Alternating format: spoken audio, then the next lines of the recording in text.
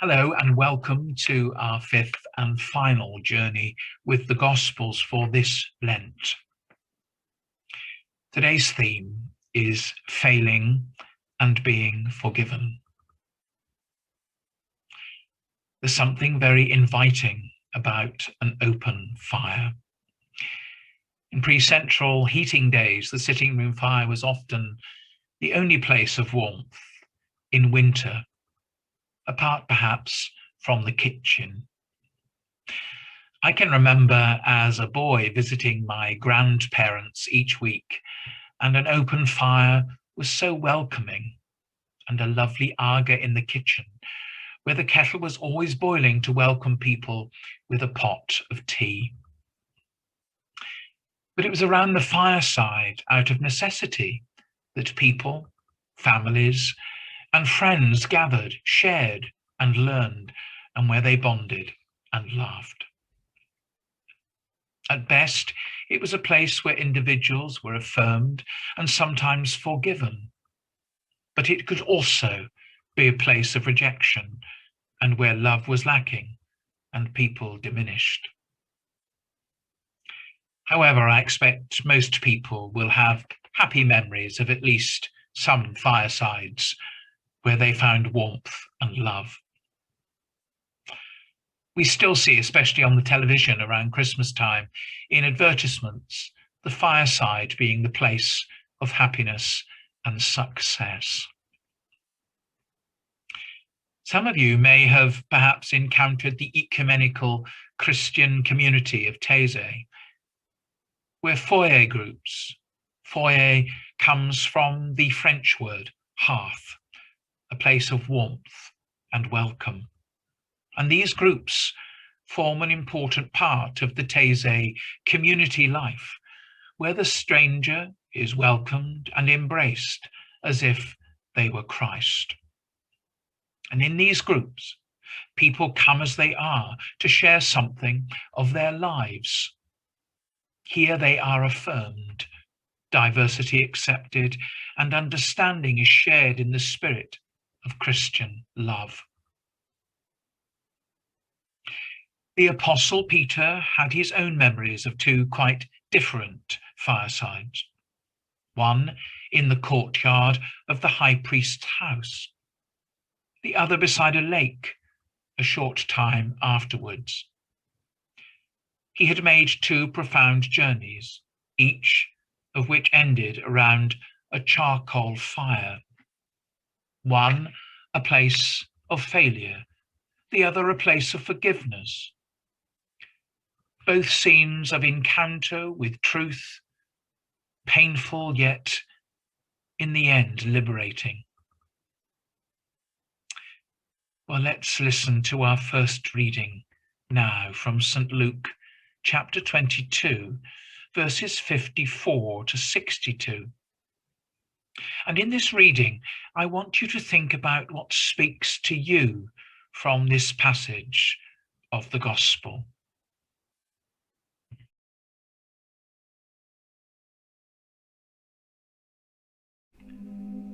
After running off when Jesus was arrested, Peter then followed at a distance with another disciple. Jesus was taken into the high priest's house. As the other disciple was known to the high priest, he was let into the courtyard. He arranged for a servant to let Peter into the high priest's courtyard too. It was a cold night, and Peter sat by a fire where servants and officials were warming themselves. A servant girl saw Peter and said, "You are one of this man's disciples, aren't you?" Peter denied it. "I don't know what you are talking about." He lied. A little while later, someone said to the people there, "This man was with Jesus of Nazareth." But Peter denied it, using an oath. "I do not know this man," he insisted. After a while, those standing there went up to Peter and said, "You must be a disciple of Jesus. Your Galilean accent gives you away. Peter began to curse and swore at them, "I don't know this man." Immediately, a cock crew. The Lord turned round and looked at Peter. Peter remembered the warning Jesus had given, that he would deny him 3 times before the cock crowed. Peter cried bitterly. Well, we remember this incident because of Peter's denial, but we should also recall his courage in being there. The others had fled, whereas he was trying to put into practice his proud boast. "I will lay down my life for you." Please remember that Peter chose to risk death by being with Jesus rather than to hold on to life without him. Each of us is likely to have that point at which we would deny Jesus Christ. Peter was courageous enough to get that far. Peter's experience reminds us that we are a people of paradox. Our words and actions do not always match, and sometimes we fail to live out our deepest truth. Yet the fact that this happens to us is evidence of where the heart really lies. We all have to learn that living with paradox is part of being human. Unless we make friends with our paradoxes, we shall not venture very far along the Christian way. For example, if we are afraid of failing, we will never risk anything new. In our lives, we belong to many communities. The sense of community that we share with friends may have long and deep roots, whereas other communities may have been long-term but remain superficial. Yet others may be of a short duration but be profound, challenging and disturbing, such as those amongst people thrown together in a hospital ward or at a shared event. At these times, we may be brought to acknowledge a truth, face a limitation or wound, or discover a new gift or possibility. Around the fireside in the high priest's courtyard, a new community quickly develops. It is a community of those left outside to wait in the cold, the servants, the onlookers, the idle curious, a group of people warming themselves around a brazier. In this community, Peter discovers the limits of his courage. It was far easier for him to be brave amongst his fellow disciples who did not challenge him. But to be among strangers was very different. Our faith may need challenging in order to grow.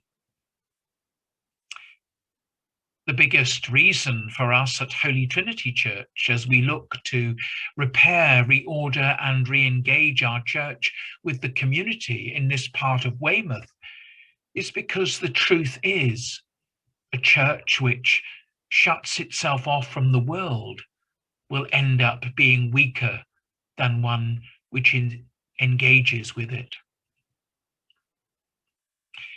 This may be something which all of you who are watching this series of Lent reflections might want to consider wherever you are. The turning point for Peter was perhaps not his denial, but the detail that St. Luke gives us. Do you remember from the reading, in the next to the last verse, we heard, "And the Lord turned and looked at Peter." I wonder what kind of look you think that may have been. Anger, recrimination, contempt, love? I wonder how we would respond to such a look. Well, now for our second reading today from St. John's Gospel, chapter 21, verses 1 to 19. And as you listen to this passage, I wonder what you think is particularly striking about it.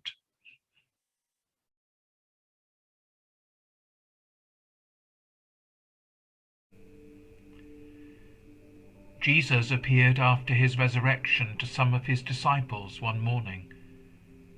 He was on the shore of Lake Galilee. When they had finished eating, Jesus spoke with Simon Peter. "Simon, son of John, do you love me more than these?" asked Jesus.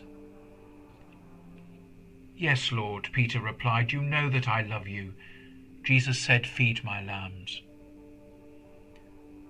Again Jesus said, "Simon, son of John, do you love me?" And Peter answered, "Yes, Lord, you know that I love you."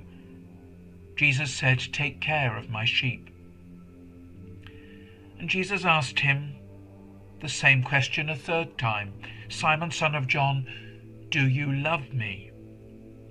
And Peter was hurt because Jesus had asked him the third time, "Do you love me?" He replied, "Lord, you know all things. You know that I love you." Jesus said, "Feed my sheep. When you were younger, you dressed yourself and went where you wanted. But when you are old, you will stretch out your hands and someone else will dress you and lead you where you do not want to go."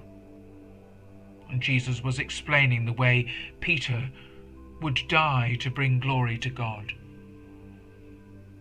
And Jesus said to Peter, "Follow me." Peter asked, "What would happen to John?" Jesus answered, "If I want him to remain alive until I return, what is that to you? You must follow me." Jesus did many other things as well. If every one of them were written down, the whole world would not have room for the books that would be written. St. John records that it was just as the day was breaking that Jesus was seen on the seashore. Well, some of you may have heard of the artist John Miller, who was renowned for painting mainly Cornish beach scenes and landscapes. He was a member of the famous Newlyn Society of Artists, and he died back in 2002. I remember being drawn to an exhibition of his in Truro Cathedral many years ago. One particular painting caught my eye, and it was different from his usual subject. It was a painting of the Apostle Peter coming out of the dispersing darkness of the sea towards the light of the shore where Jesus is waiting. But the painting, to me, hinted at something much more. It was the inner journey that Peter was making, from his personal darkness to being embraced by the light of Christ, a journey towards release, forgiveness, and hope. Our journey too lies in a similar direction. Peter's asked 3 times, "Do you love me?" 3 times previously, Peter has denied having anything to do with Jesus. It's surely not that Jesus questions Peter's love for him. He knows that Peter was only in the courtyard because he loved him. But because Peter needed the opportunity to express in word and later in deed what was in his heart. To reaffirm one's love and confess one's faith can be something which gives us great strength. I think particularly about certain aspects of our church's liturgy, where we recite the creed or make the renewal of our baptismal promises. Do we take these for granted? Do we take them seriously enough? Do we need more special occasions to celebrate our faith? At the lakeside, Jesus' love for Peter healed him. Sometimes the problem is not that of finding God's forgiveness, but of giving and receiving forgiveness within our families, within our communities, and in our church. It may be that the other disciples needed to see the public declaration of Peter's forgiveness as much as anyone. As Christians, we have each received the forgiveness of God, and yet within the church, we seem to find it so hard to cope with the diversity of viewpoints, or to move on in a united way after a time of difficulty and disagreement. We can be good at having public disputes, and yet we are called not only to be forgiven, but also to be the forgiving people of God. I wonder why we find it so hard. As we refocus on the reading of Peter in the courtyard, we see Peter demonstrating a particular kind of courage, the bravery of the moment. Did he think that he might have been able to rescue Jesus? In our second reading today, Peter is called to a different kind of courage.